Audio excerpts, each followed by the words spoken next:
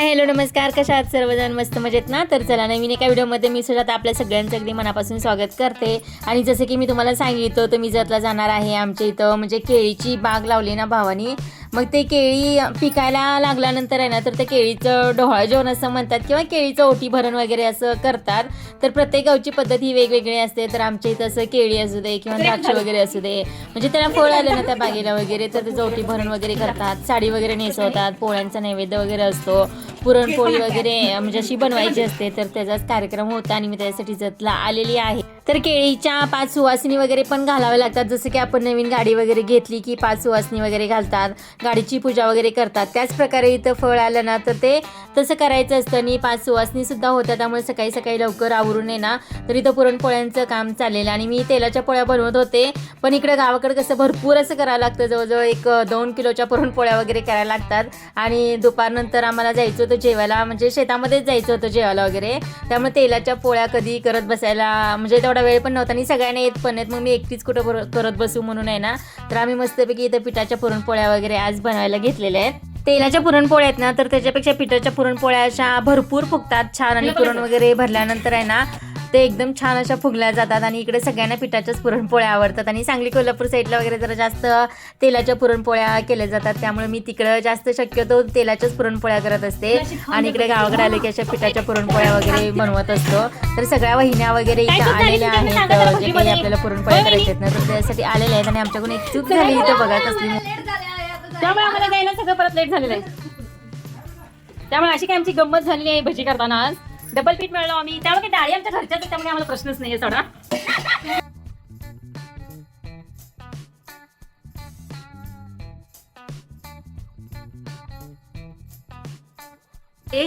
पावणे 1 वाजता आमचा इथं सगळा स्वयंपाक झालेला आहे. इथं रांगोळीची भजी तयार झालेली आहे. हे सोड्याच्या भजी आणि रांगोळीची भजीचं पीठ आम्ही फेकून दिलेलं आहे. तर सगळे असा एक गोंधळ झाला की बघा 2 डब्या सेम होत्या आणि एकच रांगोळी आणि एकच सोडा असं काहीतरी होतं. आणि चुकून मुलांनी देवघराच्या इथली जवळजवळ आहे ना किचन आणि देवघर, त्यामुळे देवघराच्या इथली सोड्याची रांगोळीची भरणी आहे ना तर ती ह्याच्याजवळ गेली किचन कट्ट्यावरती. आणि तिथली वहिनीने बघितलंच नाही चेक करून, आणि भजीच्या पिठामध्ये आहे ना तर ती सगळी रांगोळी टाकली. भजी का फुगत नाहीत असं म्हटलं आम्ही. तर परत सगळं पीठ वगैरे मळून आहे ना भजी वगैरे केले आणि ते सगळं पीठ आहे ना तर टाकून दिलं. ह्या वहिनीच्या लक्षात आलं की बाबा हे पीठ चमकते कसं काय. मग ते चेक केलं तर रांगोळी निघाली. मग ते सगळं पीठ थोडंसं चेक केलं, ज्यांचा उपवास पण होता आणि त्यामुळं ज्यांचा उपवास नव्हता तर त्यांना दाखवलं तर ते खरखर भजी वगैरे लागले असे. मग ते सगळं पीठ टाकलं, त्याच्यानंतर मग आम्ही सगळ्या पोळ्या झाल्यावर भजी वगैरे बनवली. अशी आमची गंमत झाली, चुकून झालेलं आहे हे सगळं. त्यामुळं खूप मोठा गोंधळ झाला. पीठ वगैरे घरचं होतं त्यामुळे एवढं काही प्रॉब्लेम आला नाही. ते सगळं आहे ना आम्ही टाकून दिलं, परत मळलं वगैरे. आणि 1:45 आमचा सगळा स्वयंपाकून आम्ही सगळी आता शेतामध्ये चाललेलं आहे, जेवण वगैरे बांधून घेऊन आहे ना तर रानामध्ये चाललेलं आहे. आणि आता रानामध्ये पोहोचलेलं आहे बघा. आणि रान पण आहे ना 1-3-4 किलोमीटर लांब आहे असं. तर तिथं आता आम्ही गारवा वगैरे सगळं करून घेऊन आलेलो आहे.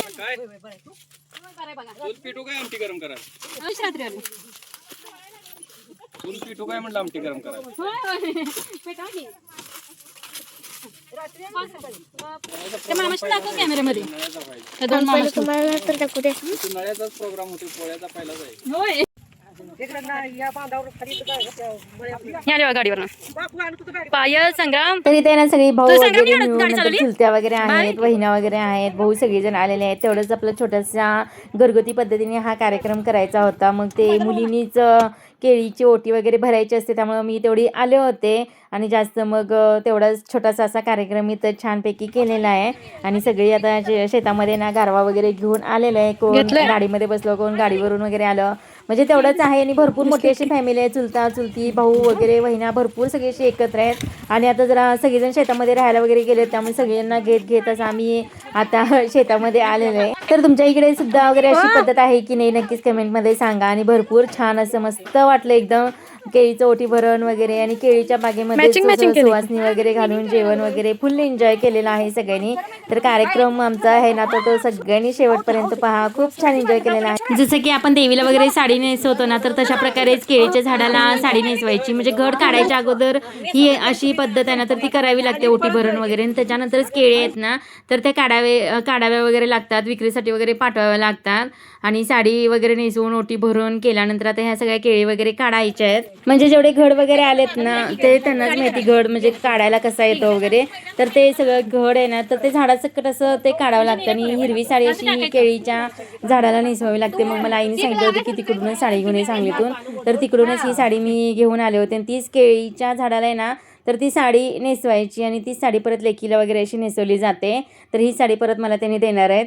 तर त्यांनी सांगितलं होतं की तुझ्या चॉईसची घेऊन ये, म्हणून मी तिकडूनच अशी ही हिरव्या कलरची साडी वगैरे आणली. आता ही साडी केळीच्या झाडाला नेसवायची आणि ती साडी परत मला त्यांनी देणार, अशी पद्धत आहे आमच्या इथं.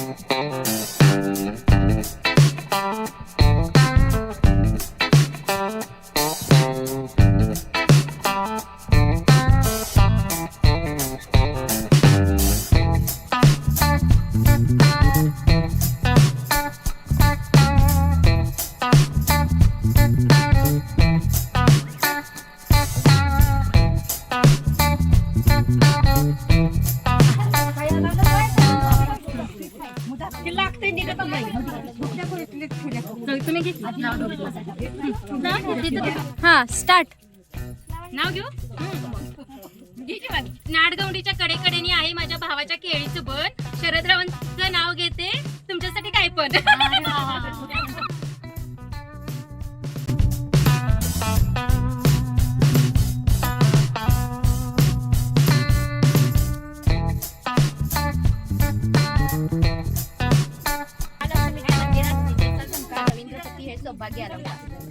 आवाज पण मोठा.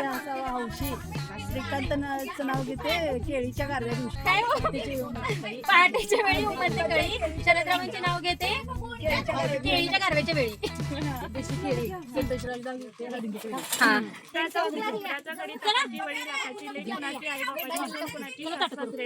राणी कुणाची ठेवले पण प्रतापराव बसले पूजेला समोर आले.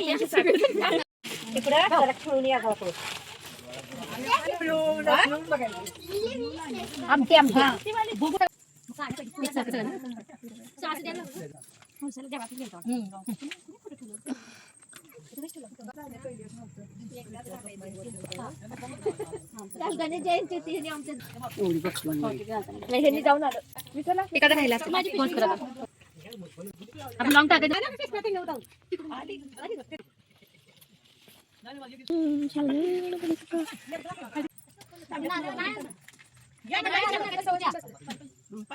मम्मीकडे बघ.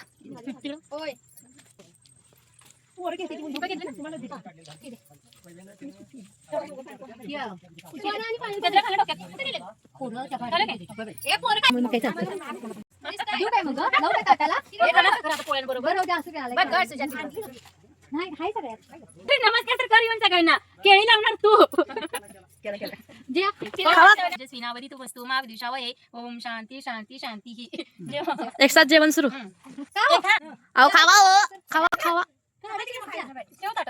खाते तू.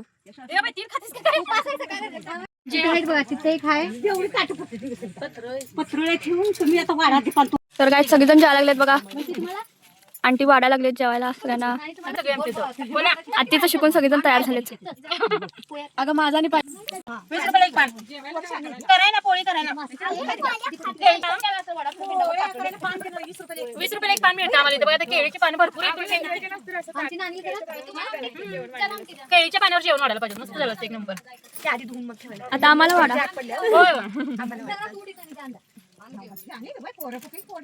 असं कर रे, असं कर, असं कर. असं करा की छान छान छान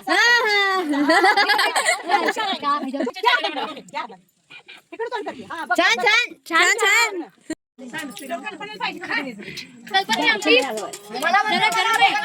हे बघू.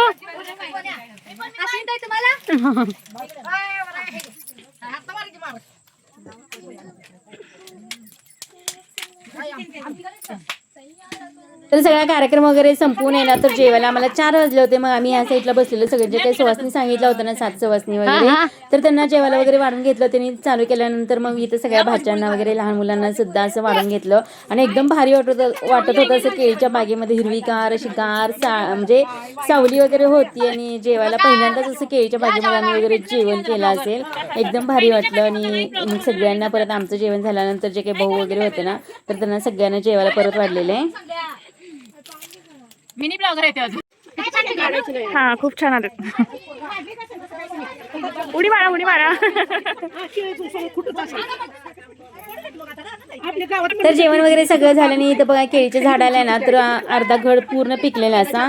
मग ताजी ताजी केळी वगैरे अशी आम्ही झाडावरून काढली, खाल्ली. एकदम मस्त होती. एकदम गोड वगैरे लागायची. देशी केळ भांडी बिंडी घासून मस्तपैकी चालू सगळं जेवायचं. वहिनी वगैरे घासून घेतात. बाकीच्यांचं सगळ्यांचं जेवण वगैरे झाल्यानंतर परत बाकीचे भाऊ वगैरे सगळे होते ना, तर त्यांना जेवायला वगैरे असं वाढलेलं आहे. एकदम मस्त वाटलं जेवायला बरं का. खरंच असा हा आनंद एकत्र आल्यानंतरच मिळतो आपल्याला. त्यामुळे असं कधीतरी एकत्र येणं, भेटणं सगळ्यांना. तर एवढं सगळ्यांना भेटलं वगैरे की आपलं माइंड फ्रेश होतं. त्यामुळे असं कधीतरी येणं जाणं ठेवून असं भेटणं, कधीतरी जेवण, असं कधीतरी एखादा कार्यक्रम असला ना भारी वाटतं. मस्त एन्जॉय करता येतं. आणि सगळ्या वहिन्यांचं आणि भाच्यांचं म्हणणं असतं की ताई तुम्ही आले की खूप एन्जॉय होतं वगैरे. मस्त आम्हाला एन्जॉय करता येतं. तेवढंच आम्ही करतो, शेतात वगैरे जातो, पण जास्त काही येणं होत नाही आता शाळा वगैरे असल्या. तर आता सगळ्यात शेवटी आई वहिनी वगैरे सगळे आहेत ना, तर ती बसल्यात जेवण वगैरे करायला. कुठं जागा दिसेल तिथं बसल्यात. मस्त सावली कार होती. आणि सगळ्यांचं जेवण वगैरे झाल्यानंतर भाच्यांचं काही वेगळंच चालू आहे बघा माझ्यासाठी सरप्राईज म्हणून. मला अक्षरशः झोप लागते. झोप वगैरे नाही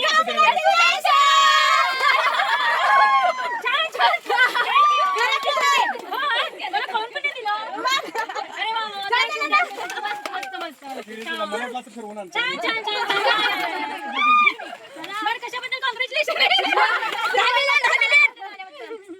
मस्त मस्त मस्त. कधी केलं मला माहित नाही. सध्या जा तिकडं.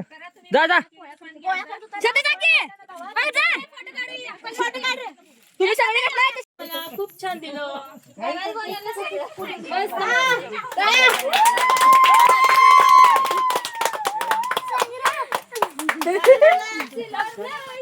हा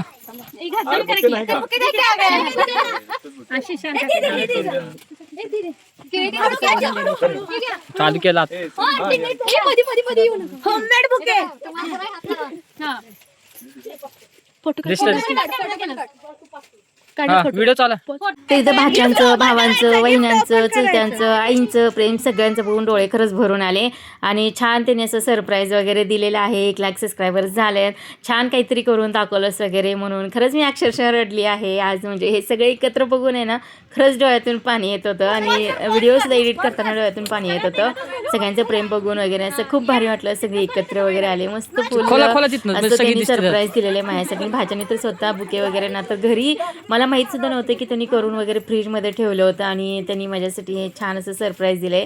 आणि वहिनीने आणि भावाने आहे ना, तर इथं अन्नपूर्णाच आहेस तू, छान स्वयंपाक वगैरे बनवतेस, त्यासाठी मला इथे छान अशी सरस्वतीची मूर्ती दिली. मध्ये येऊ नको खूप बरं छान कोणाला. वाटलं म्हणजे त्यांनी हे गिफ्ट दिलेलं बघून. तर वडील आहेत ना, ते घरी कोण नव्हतं म्हणून घरी थांबले होते, त्यामुळे ते तेवढे आले नव्हते इथं बागेमध्ये, कारण घरी पण कोणतं लागतं, रस्त्याकडेला घर वगैरे आहे. आम्ही सगळी रानामध्ये गेलो होतो, मग वडिलांना थोडं मिस केलेलं आहे. आता जवळ जा तिकडे, जवळ जा. ते ह्याच्या हाताचं घ्यायचं जवळ. खूप छान, मस्त मस्त मस्त. अन्नपूर्णा म्हणून घोषित केलेलं आहे. अन्नपूर्णा मॅडम.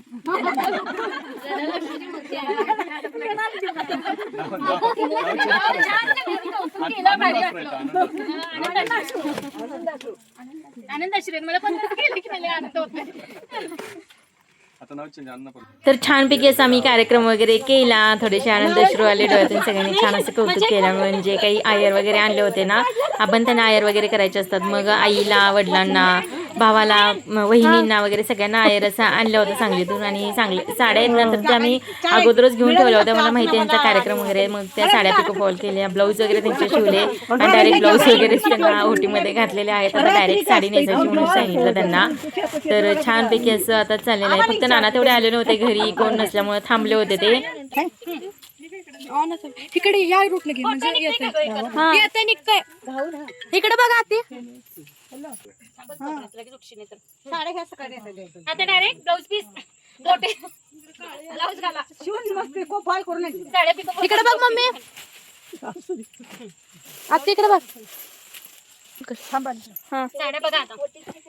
नानांचे कपडे तर आता तसं थांबा, तसं फोटो आपण काढू छान. ते व्हिडिओ नानाची दुटी असते. हा इकडे बघ. तर सगळ्यांचा आयर वगैरे झाला. आणि जी काही मला केळीला साडी नेसवली होती ना, तर ती साडी मला इथं नेसवली आहे, म्हणजे तीच द्यायची असते. तर मग यांना आयर वगैरे, साडी वगैरे सगळं इथं दिलेलं आहे. आता ओटीत नारळ वगैरे घातले होते, ते इकडे तिकडे गेले होते, त्यामुळे परत एकदा नुसती फक्त साडी आयर वगैरे असे दिलेले आता आहेत. बघा नारळ सगळं पण म्हणजे होते. केळीचा कार्यक्रम झालेला आहे. आणि आता सगळे चाललेलं आहे. बघा हे झाड बघा किती छान, म्हणजे असं फुटलेलं पण आहे. आणि सगळं झालं बघा. आत्तीच्या जागी आज मी बोलायला लागले आहे.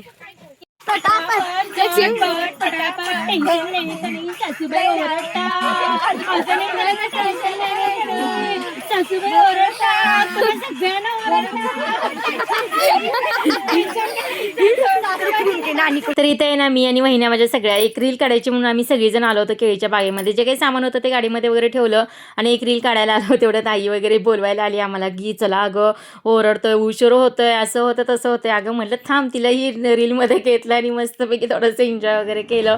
तर सगळ्यात शेवटी असं छानपैकी एन्जॉय केलं. आणि दिवसभराचा थकवा आहे ना, तर तो सगळा निघून गेला आमचा. परत बहिणींच्या घरी वगैरे गेले होते, चहा पाणी वगैरे घेतलं. आणि ते श्रावणी करते ब्लॉगिंग. बघा इथं सगळी आंटीच्या चहा पिलो मस्त. हे बघा, ही जी ग्रीन साडी घातलेली आहे ना, ती आमची आंटी.